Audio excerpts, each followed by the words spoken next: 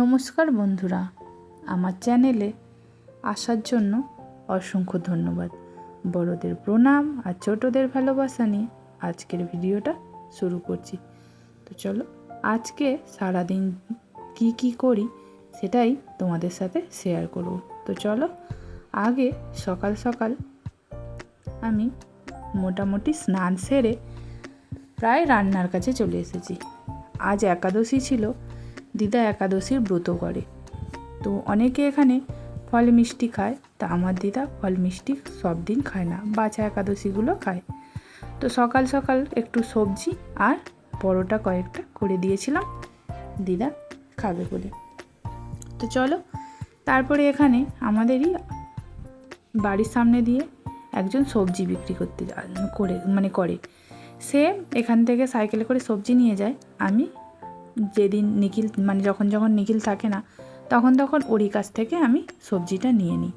তো আজও কিছু সবজি নিয়েছিলাম, সেগুলোই একটু গুছিয়ে রাখছি, কারণ ফ্রিজে ক্যারি করে না সবজি রাখলে, পরিষ্কার করে বাইরে রাখলে নষ্ট হয়ে যায়, আর ফ্রিজেতে এমনি রাখলেও নষ্ট হয়ে যায়। সেই জন্য প্রত্যেকটা সবজি ক্যারি করে রাখতে হয়। অন্যদিন প্রত্যেকটা সবজি আলাদা আলাদা করে রাখি, আজ আর টাইম নেই, সেই জন্য আর রাখলাম না, একটা ক্যারিতে করেই সব তুলে রাখলাম। তারপরে দেখো, এবার দুপুরে আমাদের খাওয়া দাওয়ার ব্যবস্থা চলছে এখানে। ছোটো ছেলেটার বেশ কয়েকদিন শরীরটা ভালো যাচ্ছিল না, সেই জন্য আজ আর বেশি কিছু রান্না করিনি, তাই আজ একটা পদেই সেরে দিলাম।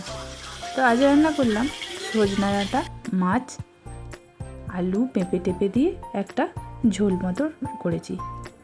তো বড়ো ছেলেকেও খেতে দিয়ে দিয়েছি, ছোট ছেলেকে তো মেখে খাইয়ে দিতে হয়। তোমরা যারা আমার ভিডিও দেখো তারা তো জানোই যে ওকে খাইয়ে দিতে হয়।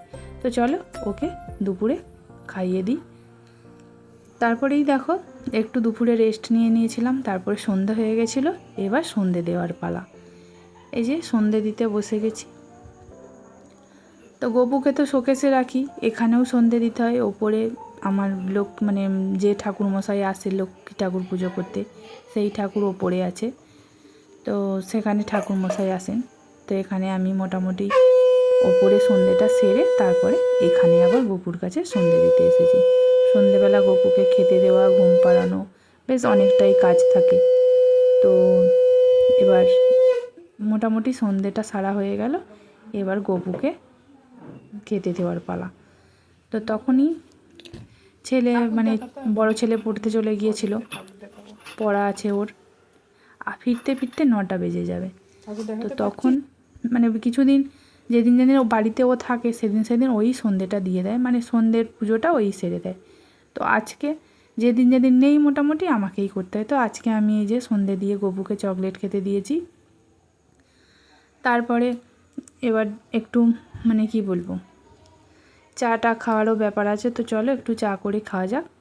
তো এখানে আমরা 3জন 3 রকমের হয়েছে। 3 রকমের কেন হয়েছে? আমি এখন চিনি ছাড়া চা খাই না, চিনি দিয়ে চা খাই না আর কি। তো চলো, আমি এখানে চা খাইনি আজকে, আমি এখানে একটু গ্রিন টি বানিয়েছি, ছেলের দুধ আর দিদার দুধ দিয়ে চা। তো দিদা অল্প চা খায়, সেই জন্য ছোট্ট একটা কাপে দিদাকে চা দিয়েছি।